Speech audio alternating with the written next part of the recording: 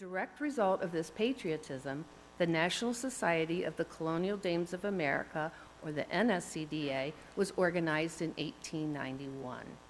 It was composed of women who were descended from a male ancestor who came to reside in an American colony before 1776, and whose sacrifices and achievements gave birth to our nation. And still today, so many years after the formation of the Dames, our mission to preserve history, engage in patriotic services, and offer educational projects is carried on. The Dames steward over 70 historical sites all across the country, and as I mentioned, 3 are here in Cincinnati. But also to the Dames have broadened their scope.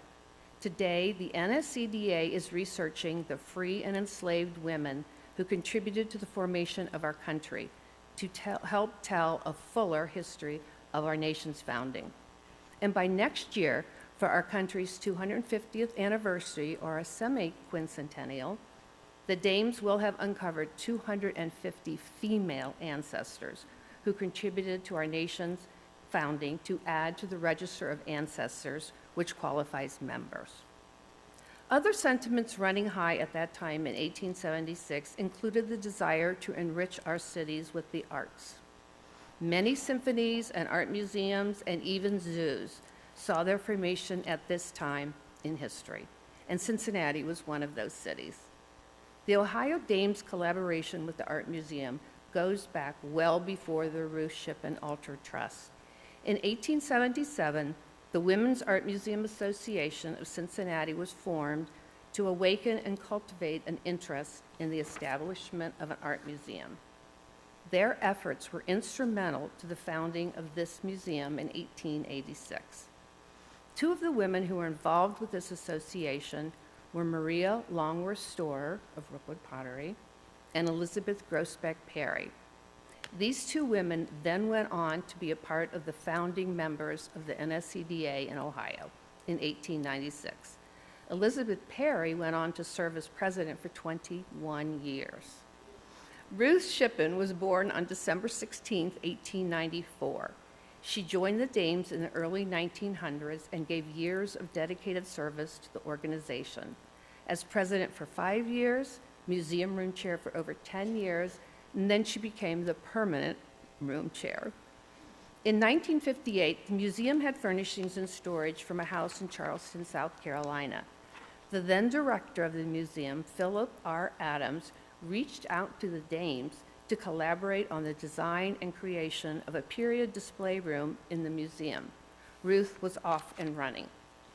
Through the years, Ruth provided keen oversight to the management of the room, as well as gifting several rare and quality decorative art objects.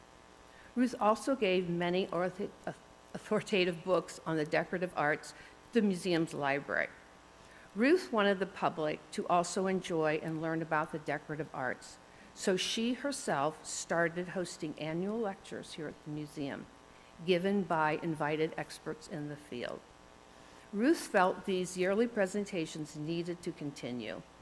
She and her husband, Lucian W. Scott Alter, created the Alter Trust, which guarantees that these lectures, followed by a tea, would continue and be available to the public, ensuring that the decorative arts would be a topic for education and interest and available to the people of Cincinnati forever. It is because of Ruth's love for this museum, her love for the decorative arts, and her financial generosity that the Ohio Dames have been collaborating with the Art Museum through all these years, and that we are able to be here today to enjoy another interesting and educational presentation on the decorative arts, and then enjoy food and tea. So here's to many more years of the Alter Funded Trust lecture and tea on the decorative arts. Thank you. And now I'd like to introduce Amy Dehan, Curator for Decorative Arts and Design, and thank her for her years of collaboration with Dames. Thank you.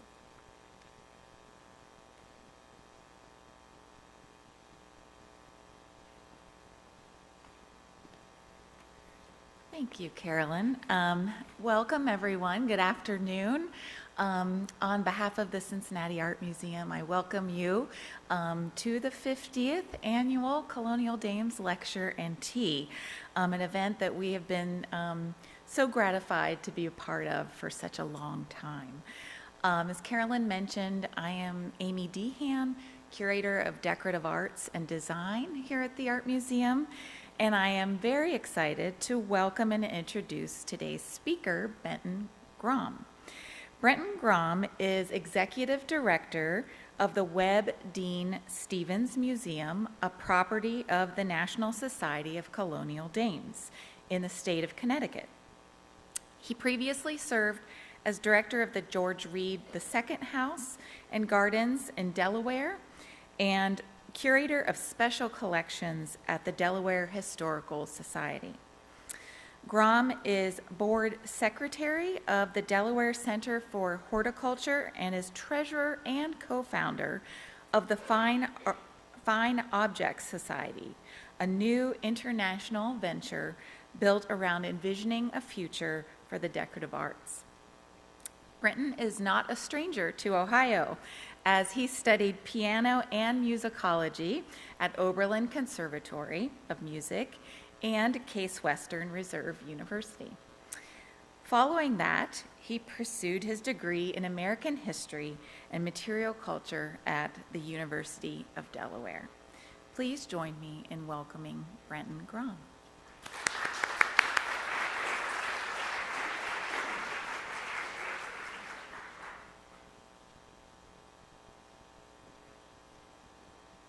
Thank you, Amy, for that introduction and for a wonderful tour of the galleries this morning. And thank you to Carolyn for hosting me yesterday and today here. It's good to be back in Ohio. And thank you all for joining us. I'd like to begin with a few words from U.S. Poet Laureate Richard Wilbur.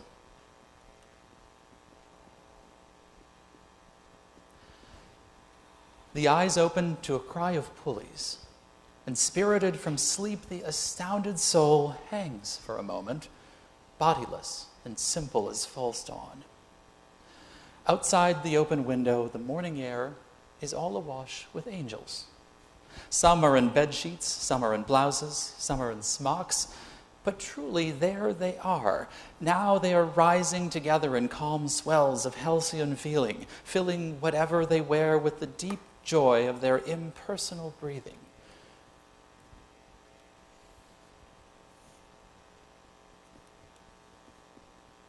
Sorry, let's get back.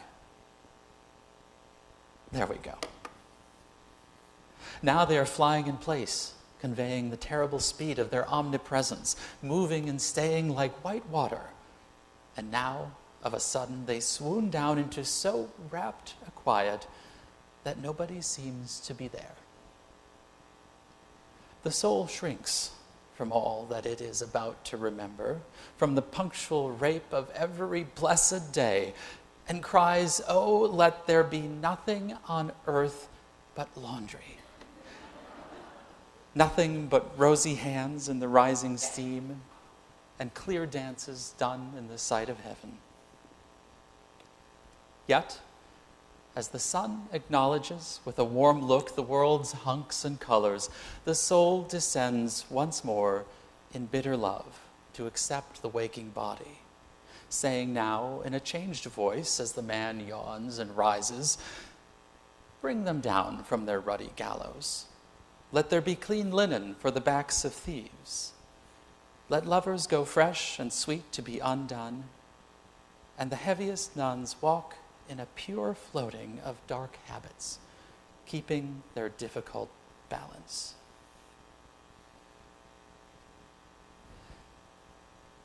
Tensions between the material and the immaterial go back a very long way.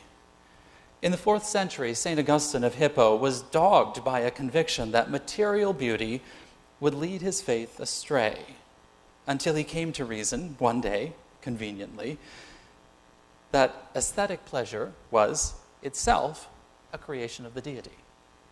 In Book 10 of the Confessions, Augustine finds himself enraptured by the idea that beauty could in fact act as a conduit to draw his attention upward toward a closer, more perfect faith.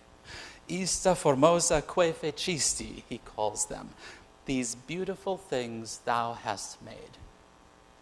Or, as Richard Wilbur more loosely phrased it, things of this world. Wilbur's journey is in the opposite direction, down the mountain each morning to confront the hunks and colors of a complicated world, vulnerable to pain, passion, moral dilemma. The soul descends begrudgingly from that initial state of naivete, where the only things that we know when we first wake up are what our senses take in, as if it's for the first time. And the impulse is to linger there, astounded in solitude. Oh, let there be nothing on earth but laundry. The re-entry to a social world is both brutal and inevitable. The punctual rape of every blessed day. What a line. And given our druthers, we'd rather not remember all the down and dirty associations of all the material things around us. Linens, it turns out, are not angels. We wear them, and they get soiled. They clothe the backs of thieves, and they give cover to the foibles and betrayals of the supposedly pious. This magical moment between sleep and waking has been a point of fascination from Virgil to Proust. How well can we trust what we think we know about the world around us when every night we seem to forget? Proust writes about waking up in the middle of the night disoriented, looking at the wall and the furniture of his room to try to ground himself in a time and a place that he can identify. It takes a moment, and in that moment, that lag is a flash of terror. Could it be that the familiar order we make out of our surroundings is just an illusion? The miracle of waking is that after a beat or two, these bodiless observations seem to link back up with our recollection of earlier experiences and routines. But in that initial instant, we flirt with a whole world of possibility, a world perhaps not so much terrifying as exhilarating. As Wilbur would have us believe, it's the shock of being temporarily outside of ourselves that starts us on a journey toward other people in the world around us. And so this afternoon, perhaps, we can benefit from stepping back to reflect on what it means to immerse ourselves in a world of things, specifically the things that other people have left behind. Speaking of dreamscapes, here's a trip. It's the attic of the 1752 Joseph Webb House, one of the National Historic Landmarks that make up the Webb Deane Stevens Museum at the center of Connecticut's oldest town called Wethersfield.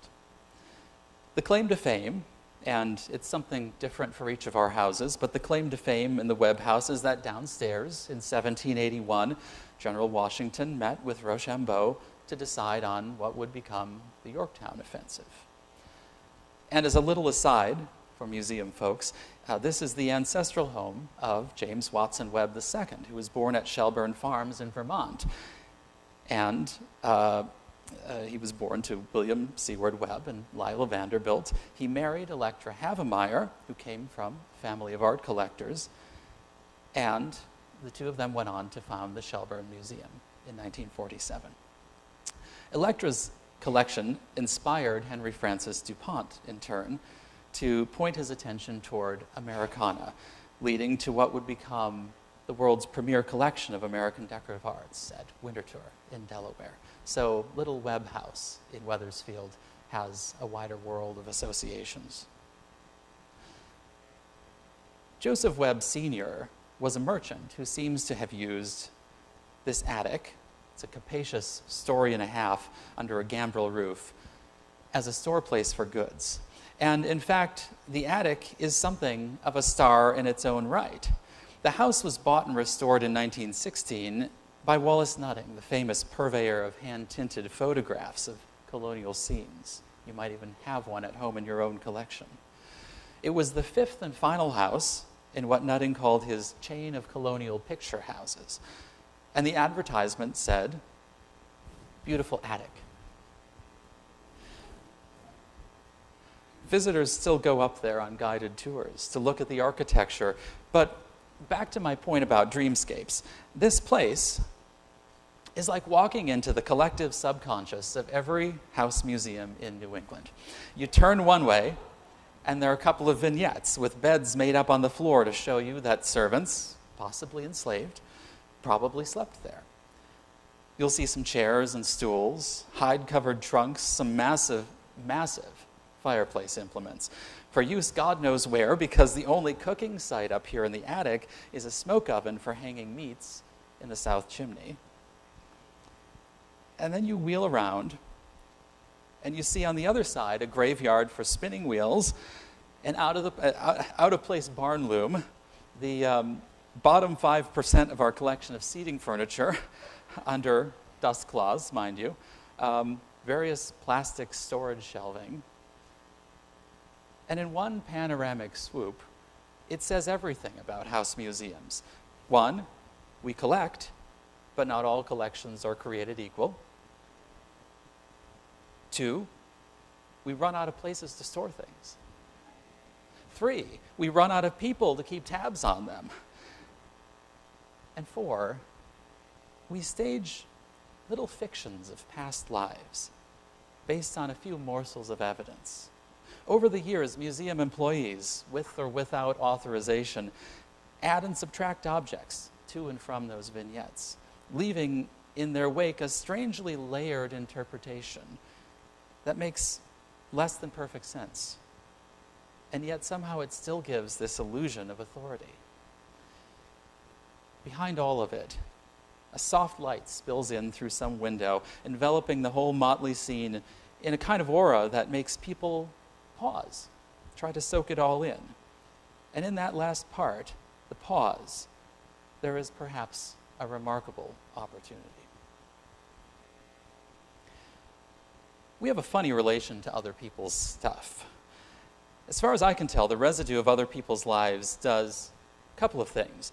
It sets our imaginations on fire, that's for sure, and it turns us all into peeping Toms.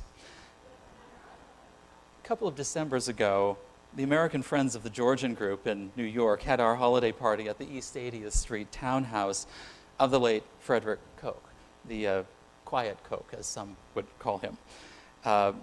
You see, Mr. Koch actually lived in an apartment around the corner on Fifth Avenue, and he decorated this house more or less just for fun with his extraordinary collections of French furnishings. The Georgians are enthusiasts of architecture and decorative arts of the Georgian period in England. And in the 18th and early 19th century, there is an abundance of material for them to feast on. But they're also, and I think this is the most important thing, a group of inveterate snoops whose greatest fascination, in this case, was quite possibly with the closets and the bathrooms. According to Mr. Koch's longtime friend who toured us through the house, those bathrooms were pure Fred. A few months before that, when the contents of Barbara Walters' Fifth Ave apartment went up for sale at Bonham's, I was just settling into New Haven, and I'll admit, I thought for maybe a morning or so about those chintz-upholstered chairs. To be honest with you, they looked a little rough, and they were definitely the wrong style for the apartment I was putting together, but my God, that fabric was chosen by the legendary, recently departed Mario Bawada, and it was stained by either Barbara Walters or her guests. I thought about bidding. I didn't bid. In the end, I didn't bid. But it was fun to see glimpses of that apartment plastered all over the shelter magazines and hear people titter about it for a couple of weeks. I mean, isn't that half the allure of those publications? They're a glimpse into other people's homes. And to some degree, they're a glimpse into people's lives. It's a chance to either imagine yourself into those homes or to transplant someone else's idea into your own home. When I was director of the George Reed II House in Old Newcastle, Delaware, this was a deceptively simple but surprisingly effective starting point. The house is an instant charmer. The details are tremendous. More punch and gouge decoration than any other house on either side of the Atlantic. But there's also something about the scale that even for a house built in America around 1800 feels monumental. Plain and simple, it owes its grandeur to the obsessive entitlement of George Reed, whose dad was one of Delaware's signers of the Declaration and Constitution, an early governor, chief justice, a senator. But by all the accounts I've read, George Jr. seems like he was rather insufferable. And yet, he curated a notable piece of architecture. There's something about the way the light plays through the enormous windows that creates kind of a somatic experience as you juxtapose your human form with the scale of the architecture. Neuroscience research suggests that the experience of awe is in fact evolutionary. When we look out on something that feels far larger than us, it actually helps our brains process the fact of our own mortality. Of course, that's a matter of spatial sense, but I have to wonder if a parallel phenomenon isn't true when we wrap our minds around sweeps of time that extend backward and forward beyond our own consciousness. Someone once described the Reed House to me as being, quote, grand, but not so much so that you couldn't imagine yourself living there. The magic was not simply in the grandeur, but in fact in the imagination. And because it had a long history of appearing in shelter magazines over the 20th century, we started working with photographers and models to see it through their eyes. The more eyes and bodies, the better. Those artists played in the dining room with its hand-painted wallpapers of Newcastle history as national history. They ensconced themselves among the antiques, including the North Carolina China press at the left, which, as visitors on tour learned to discern, had been altered in the early 20th century to give it a little more height. They slipped into a bedroom that was temporarily holding some displaced furniture to make an ever so cheeky comment on the absurd abundance of chairs in museum houses like this. They brought their own lives and their own worlds, their experiences, identities, standards of beauty, and they fitted them into the house in the most exquisite ways. In fact, they zealously commanded spaces that, in most cases, their own ancestors may never have had access to command, whether because of class or because of racial identity. And as they superimposed these totally fanciful narratives onto the spaces, it opened up dialogues about how curators themselves, yes, curators, apply creativity. And in applying creativity, they impose museum narratives that, whether they intend for it or not, get taken as gospel. Best of all, these images we did ended up becoming a stunningly artful part of the museum's public brand. If Wilbur's angelic dancing linens on a clothesline serve as the pure beauty that draw a person in before that beauty leads them into deeper contemplation, then these photographs are the kind of imagery that gives us an entry point worthy of, say, World of Interiors or Cabana, or any other publication filled with atmosphere and visual drama.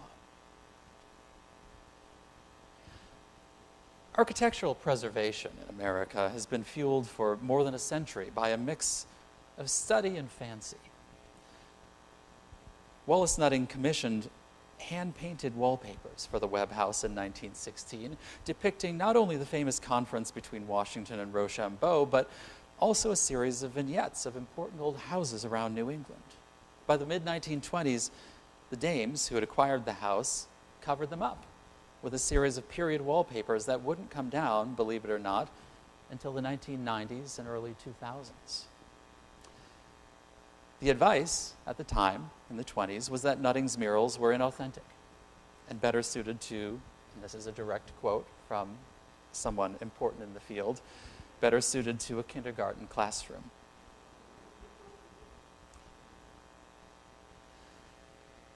At the same time, down in Newcastle, an attractive young couple named Philip and Lydia Laird were restoring the 14,000 square foot Reed House and its gardens as part of a grander plan to create a Williamsburg-inspired attraction out of the historic core of the town. And you see here something called A Day in Old Newcastle from, I think, 1931. It's the oldest continuous home and garden tour in America.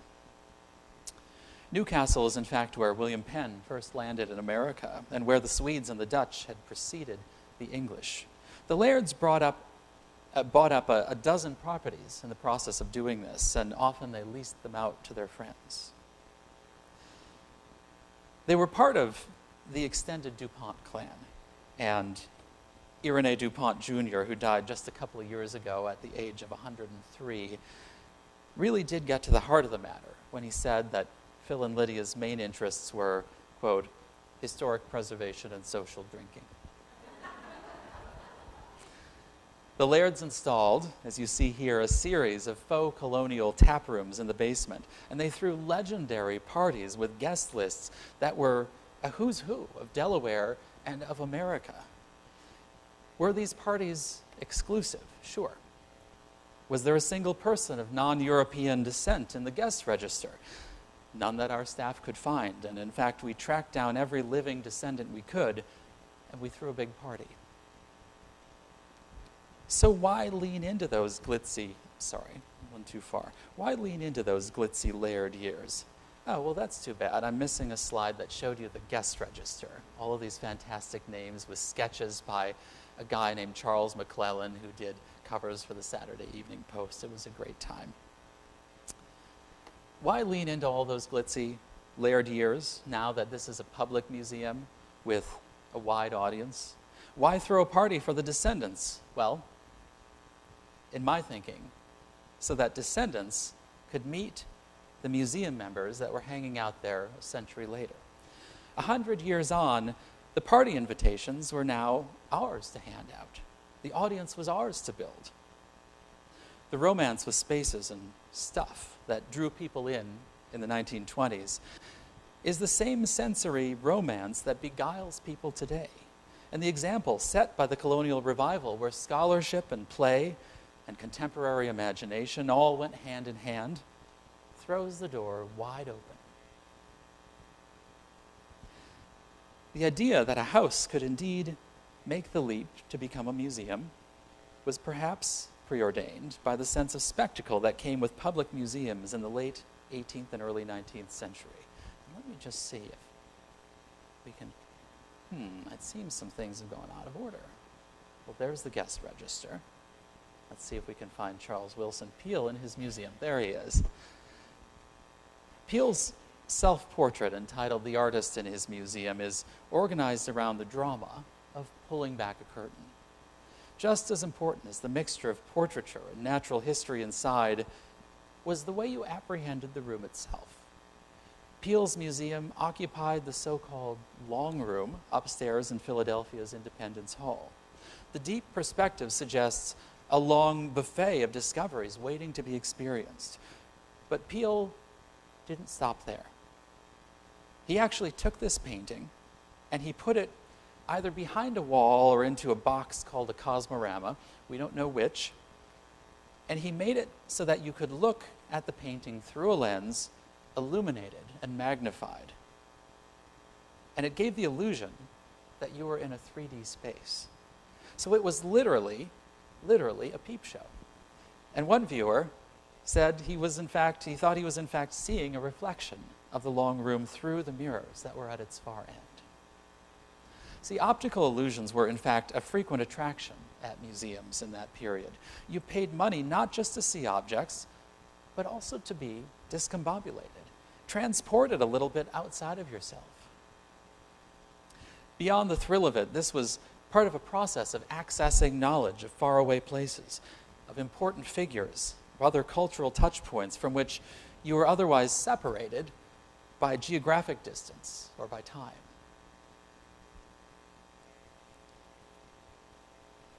In Wethersfield, preservation work has actually inspired other kinds of creative projects. The Buduff Williams House, built in 1711, is one of the great and little detected examples of art historical scholarship directly spawning a new work of art. In this case, a literary one. It was bought and restored by the Antiquarian and Landmark Society of Connecticut in the late 1940s and early 50s. And the result was an almost medieval-looking structure. It seems that the sash windows that you see in this old photograph and the flush facade prior to restoration were in fact preceded by the bracketed overhang and the smaller leaded casement windows that you'd see if you were passing by it today. And that caught people by surprise. Within a few years of opening as a museum, this house inspired an English teacher named Elizabeth George Spear to speculate about the lives that might have unfolded there, much the way Nathaniel Hawthorne speculated about Salem's House of Seven Gables and what he called, with a touch of derision, chimney corner tales, the human stories that accumulated like sooty residue in a fireplace and survived there from one generation to the next. The rest is history. Spear's Witch of Blackbird Pond won a Newbery by matching up the perceived austerity of the restored architecture with Connecticut's very real witch panic. And if you don't know about this, it's fascinating. It started and ended decades before the famous panic in Salem. And that was a half century before the Buduff Williams House was ever built. The book, The Witch of Blackbird Pond, is still in school curricula today. And people come from across the country to see the house where this tale about a girl wrongly accused of witchcraft was set. It's not just the architecture, it's the restored interiors too. Spear references a chest by the noted workshop of Peter Blinn in Wethersfield. It's a detail inspired by an actual piece placed in the parlor by curators at the time of the restoration. A piece that continues to stand in that room today, even as it has been long since immortalized in literature.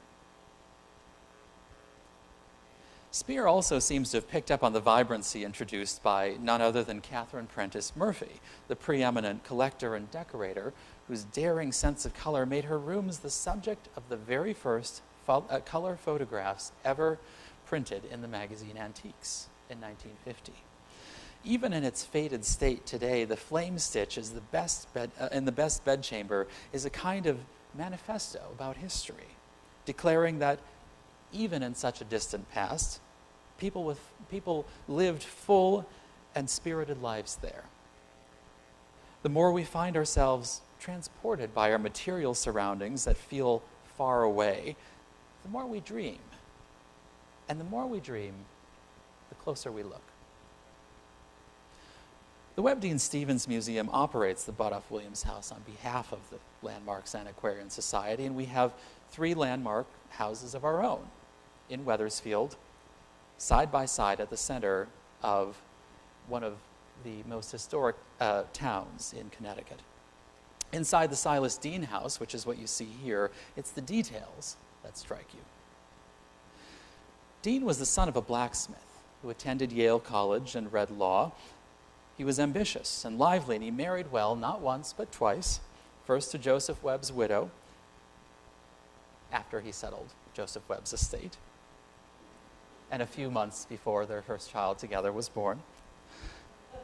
And then to Elizabeth Saltonstall, who was granddaughter of Connecticut governors Gurdon Saltonstall and John Winthrop, Jr. He served in the First Continental Congress, wrote the first regulations of the United States Navy, was instrumental in the raid on Fort Ticonderoga, and then was dispatched to Paris in the early spring of 1776, several months before Benjamin Franklin and Arthur Lee joined him there in the delegation. And it was Deane who was responsible for most of the diplomatic work securing backing from the French for the American Revolution. He signed Lafayette's commission and dozens of other young officers. And if you don't know anything about him, it's because Lee and his brother in Congress made sure that Deane's reputation was thrown under the bus.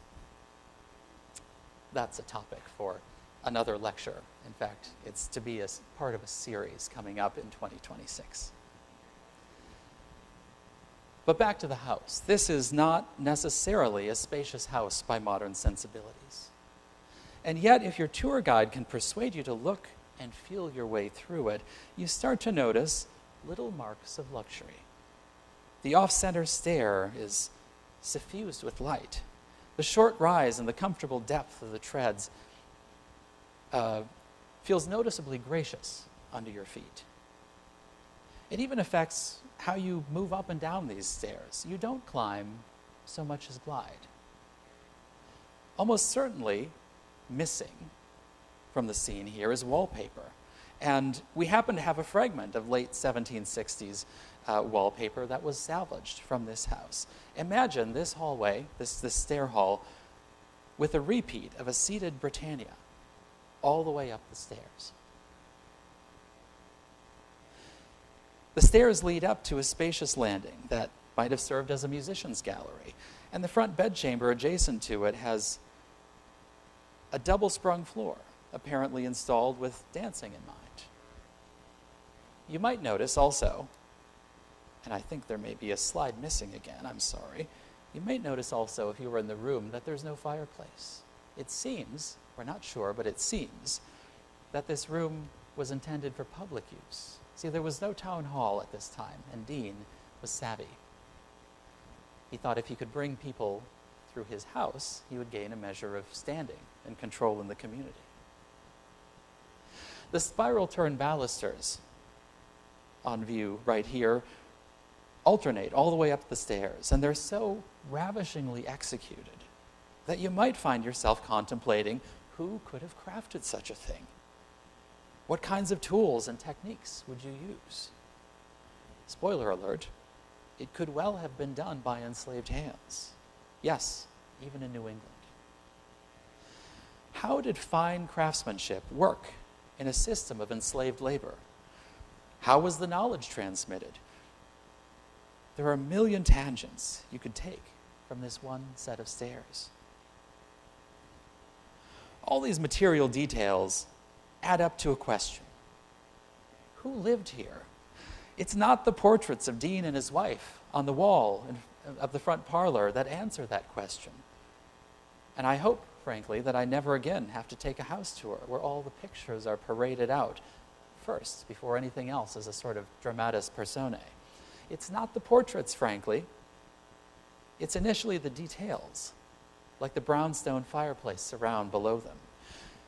You can get the portrait type of who by reading Wikipedia on your phone from home. For the other kind of who, you have to be there at the house, and ideally thrown just a little bit out of your element by the foreignness of the place. Maybe even by the eeriness, being in a house that's staged as if it's inhabited, yet is in fact empty of actual people. Let's be honest, the basic concept of a house museum is a little bizarre, isn't it?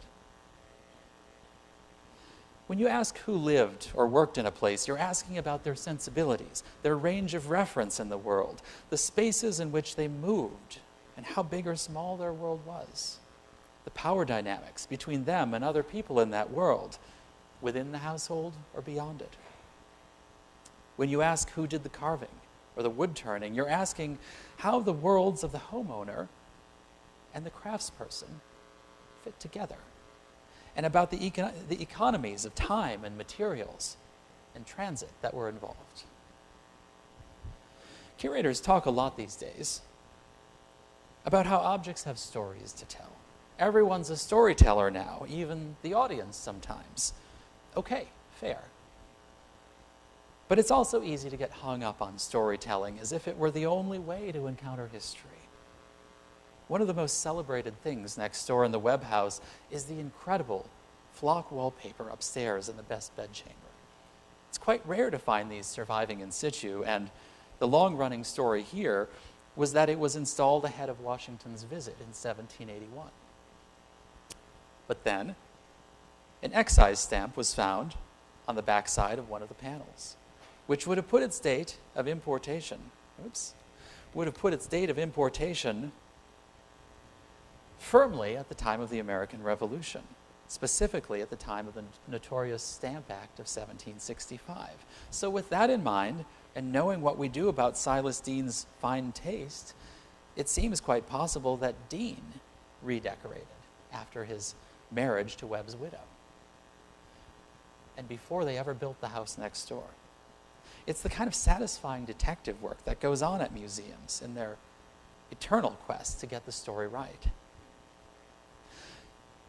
But from the perspective of museum interpretation, I respectfully ask, is any of that really the point? I happen to think the headline attraction here is not the chronology of the installation, but the scale of the pattern. It's something that catches a visitor's eye, or at least something they could gently be led to notice. The scale of the repeat is enormous. It almost overwhelms the room. Postmodernists might call it bold and fabulous, but it might make you question your expectations of 18th century style. And yet, an 18th century Englishman might not have thought it was so fabulous at all. And here's why.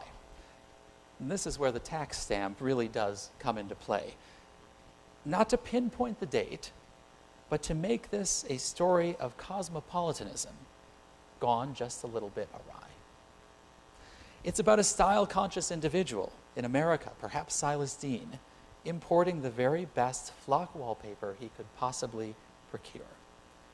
Never mind that it was made for a room twice the height of this one.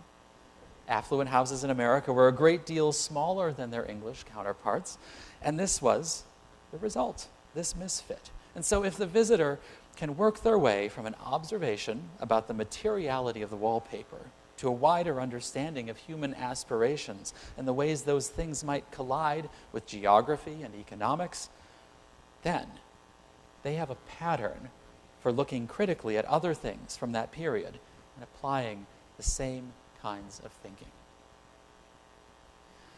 There's a lot of research and staff training that goes into this kind of approach, but what we found when we revamped the tours at the Reed House is that when you let people soak in what they see and feel, and then you gently guide them through stories and tidbits and context, and most importantly, the process of looking closely at how things were made or altered, and what that can tell us about human dynamics, what we found is that A, people felt like they were seeing familiar things in new ways. And B, we found that you couldn't shut them up or get them out the door because they wanted to try out all these new analytical tools on every single object and every architectural element that caught their eye, which was a wonderful thing. Once they understood that the Newcastle scenes on the 1926 wallpapers in this dining room had been changed around in the preliminary sketches, they saw the whole walking tour of the neighborhood as a laboratory to sleuth out which buildings themselves betrayed their alterations. As you can see from the pencil scribbles here, what started out as a more or less faithful depiction of the streetscapes got boiled down eventually to just the iconic structures standing among bucolic woodlands and meadows. It was sort of a prequel, really, to the plan by Perry, Shaw, and Hepburn, the same Boston architectural firm that plotted out the transformation of colonial Williamsburg. The buildings that looked sufficiently colonial could stay. Those got marked in green. And the other ones that were either altered or demolished altogether would be part of the plan to get the picture right. If you learn how to look at buildings and detect alterations and spot forgeries, you start to ask crucial questions about why. What were the hopes? What were the fears? What were the agendas? In an age plagued by misinformation and disinformation on the internet, and where attention spans are too short to look for more than a fleeting moment at any one thing, these strange and wonderful places called house museums can give us tools to be more thoughtful. In fact, I can't think of any set of cognitive tools that's more useful. If looking turns into seeing, and seeing turns into understanding, then we might just be getting somewhere. The past is a relatively safe space to practice empathizing with other people in other situations, because at the end of the day, those people are dead. We have the luxury of dipping in, dipping out, although the realizations that we encounter in that world might stick with us, hopefully would stick with us, after we time travel back to the present. Compare it to a game or to a good detective novel, but the feelings of awe and rarefication we experience when we step into a place in the past set us up for an active thought process. The news headlines every day highlight the ways in which we struggle to talk constructively to one another. The metrics, whether it's the steady decline in charitable giving, the uptick in shoplifting, the self-reported distrust of fellow citizens, show what the failure of public safety nets looks like, but it also means, show what it means when the self is prized above the community. So if you look at a graph from 2018 that measures how people feel about their own political party versus the opposite party, the divergence has been exploding. In 1972, about 45% of Americans felt they could reliably trust other Americans. It was down to 30% in 2016, and just imagine where that trend could have gone in the years since then. In 2000, 2/3 of Americans gave to charity. 18 years later, it was fewer than half. But it gets worse. The percentage of people who say they don't have close friends has increased since 1990 by a factor of 4. More than half of Americans today say that no one knows them well. Last year, in an unprecedented step, the U.S. Surgeon General released an advisory report entitled Our Epidemic of Loneliness and Isolation. Cultural organizations these days talk a lot about giving audiences of increasingly and beautifully mixed identities more varied opportunities to, quote unquote, see themselves. It's easy to understand why. For a long time, places like museums have highlighted certain people, certain lives and cultures, and ignored the rest.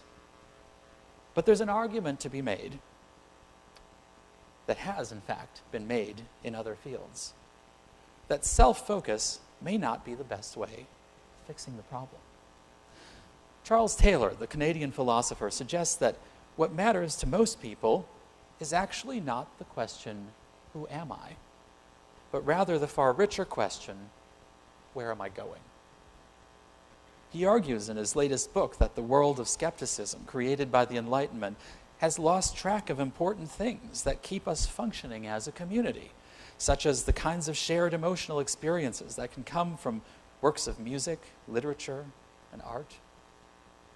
In fact, he expresses his surprisingly accessible thesis by comparing one kind of art with another. Classical art moves us by convincing us. Romantic art convinces us by moving us.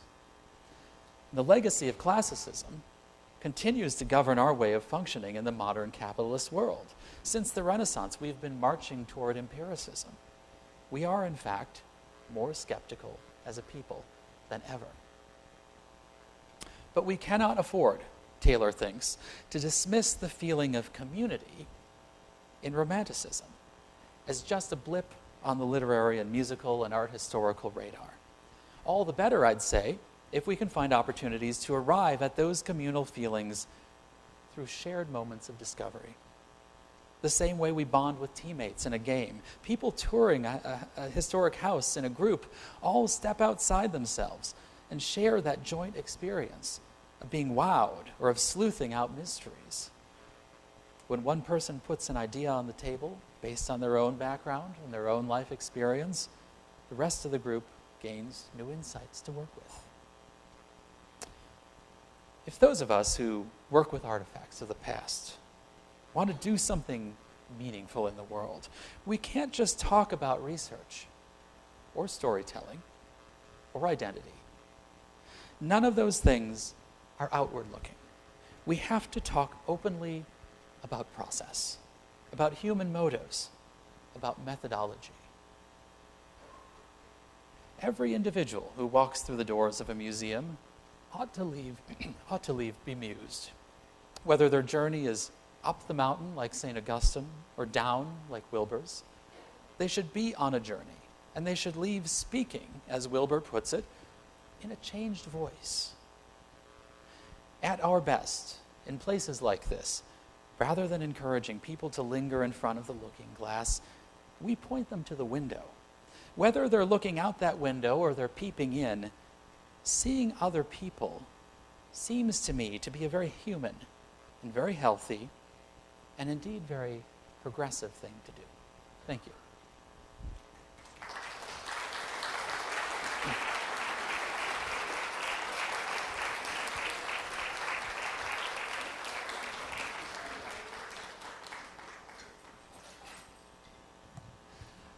I think we have a moment for questions. We have a mic on either side of the room here, so if you have any questions. All right, we've got one here. So what kind of stuff is your favorite stuff to look at? Oh, that's so hard.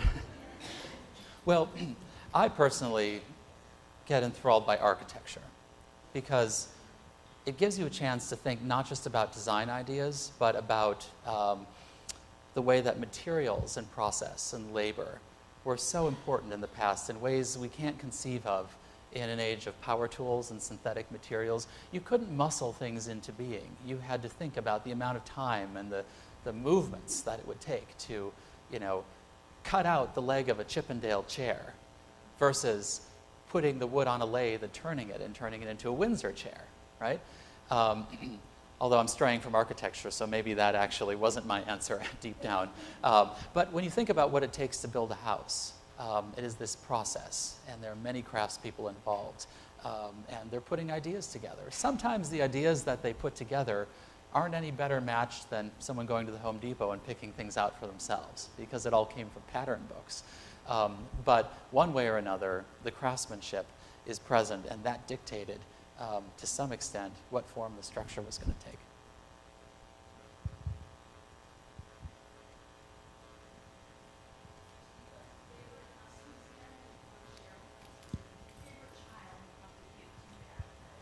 And I'm going to have you repeat the question into the microphone. There's no mercy here, is there? Yeah. Sorry, I was asked to repeat. If you had a favorite house museum, even though that's difficult to decide as much as having a favorite child is difficult to decide, but if you'd care to share your thoughts, be very interested to hear. Yeah. Thank you. I'm going to hedge a little bit, but the home of Edith Wharton in western Massachusetts in the Berkshires, it's called the Mound, is wonderful. And it's wonderful because of the landscape as much as anything else. Incredible views are sort of built into the design of the garden. But what strikes me most about it is that they offer two kinds of tours. One is guided, the other is self-guided. And the two happen at the same time, which means you can get on a guided tour, which is what I would do, because I would like to talk to a docent, and you can move your way through the house and listen to them unfurl a wonderful story. But if you're like me and you get distracted, you can hang behind, you can take pictures of things, you can linger, you can kind of watch what people on the self-guided tours are noticing, and then you can go and catch up. And if you want to, you can circle back at the end. And I think that's a really wonderful strategy. My impression is that it makes people feel very welcome, very at ease, as if they have a command of the space. And that's the first ingredient in getting people to actually be thoughtful when they visit museums like that. What do you think museums 200 years from now will be featuring from our generation of Amazon and all that? That's a scary question. I try not to be pessimistic. It really leads me to wonder whether the idea of a museum will look anything like our conception of a museum. And our conception of a museum has been around for about 200 years. A place that you go to and you look at physical things that have been gathered together. When you think about digital preservation alone, I mean, what happens to our text messages when we're gone? They, in most cases, don't end up in an archive unless you've, had an important government position or something and they've been captured. They just kind of disappear into the ether.